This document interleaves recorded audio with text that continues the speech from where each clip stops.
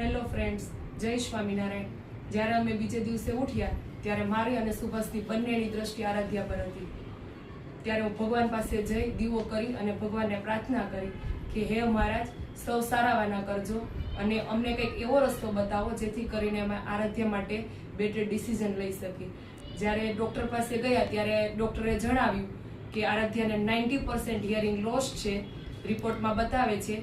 એટલા માટે એને હિયરિંગ મશીન પહેરાવવું જ પડશે, એના સિવાય કોઈ ઓપ્શન નથી. એ સાંભળી અને હું થોડી ક્ષણ માટે તો થંભી ગઈ.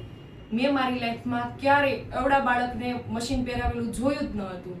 અને એ મશીન તો મોટી ઉંમરના લોકો માટે હોય છે. અને જો હું મારી છોકરીને મશીન પહેરાવું તો દુનિયા શું વિચારશે, કોઈ દયા કરશે, કોઈ પ્રશ્ન પૂછશે અને દુનિયા પણ કેવી દ્રષ્ટિએ જોશે, એ વાત મારા દિલને દુખાવતી હતી અને મારા વિશ્વાસને તોડતી હતી. તો શું અમે આરાધ્યાને મશીન પહેરાવ્યું હશે? એ જાણવા માટે તમે અમારી આરાધ્યાની જર્ની સાથે જોડાઈને રહો. લાઈક કરો, શેર કરો અને સબસ્ક્રાઈબ કરો.